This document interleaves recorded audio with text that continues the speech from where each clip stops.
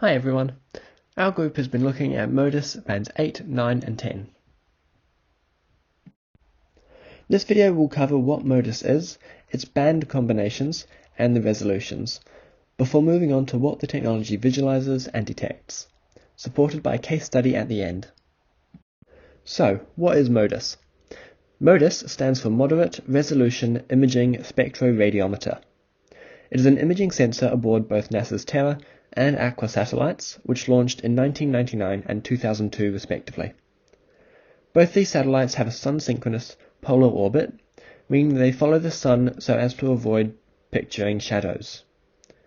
While MODIS measures electromagnetic radiation, or EMR, across 36 different spectral bands, we only looked at bands 8 to 10.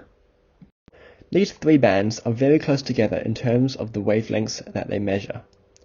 Band 8 looks at light with a wavelength of 405 to 420 nanometers, or violet light, while Band 9 measures 438 to 448 nanometer light, blue.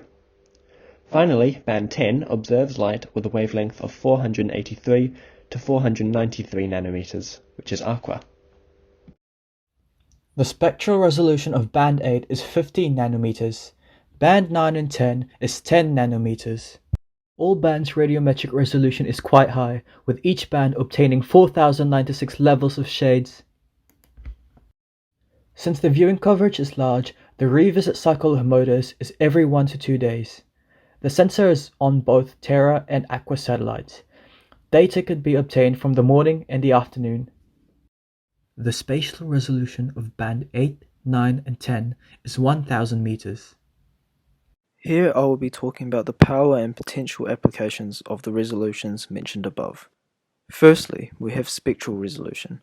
These bands cover the blue section of the electromagnetic radiation spectrum and the lower end of wavelengths, meaning that they are particularly good for detecting bodies of water and within them. Secondly is radiometric resolution. Technology has advanced very far, and nowadays MODIS is very accurate at discriminating small changes in radiation, with its radiometric resolution being about 12-bit. And thirdly, MODIS's low spatial resolution of 1000 meters for these three bands is not necessarily a bad thing. This means it is actually cheaper to collect data using these, and because of this, it is able to cover larger areas such as the ocean. Lastly is temporal resolution. MODIS is installed on both Terra and Aqua satellites. Terra circles a morning orbit, whereas Aqua circles an afternoon orbit, meaning data can be collected using MODIS both in the morning and in the afternoon. And also, MODIS is flexible. MODIS land products can be made to suit different temporal resolutions such as daily, 4-day, 16-day, monthly, plus more. These bands are able to detect reflected solar light in the visible spectrum. So as said before, these are the violet, blue, and aqua light that ranges from 405 to 493 nanometers, which are the wavelengths. These bands are also used to visualize ocean color, phytoplankton, and biogeochemistry.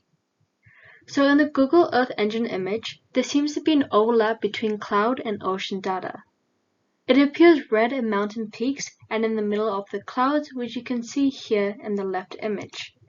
In the South Island and Southern Alps, you can see red peaks. It also appears red in coastal regions, which could allude to biological processes like plankton concentration, chlorophyll growth, and so forth. Let's have a look at some case studies. As previously mentioned, these three bands are all primarily used for biogeochemical purposes, to visualize ocean color, especially as it relates to the presence of phytoplankton. This early study aimed to classify different types of phytoplankton by their unique spectral signatures, as seen in Figure 3.8. The aim being to achieve increased insight into global biogeochemical and ecological processes, the importance of which is outlined in Figure 1.4. Another cool article published more recently in 2017 was Global Trends in Ocean Phytoplankton, a new assessment using revised ocean color data. This study was looking more broadly at trends in chlorophyll concentration. The figure here is showing the differences between MODIS and VIIRS time series from the same observation period. Slight differences in spectral and spatial resolution can make a significant difference. A theme that comes up a lot in these studies are the differences in wavelength measured between MODIS and instruments like VIIRS, and how the data collected can be quite difficult to compare with intrinsic differences in, quote, mission and sensor design. The instrument comparison figure from this 2007 study summarizes these differences really well.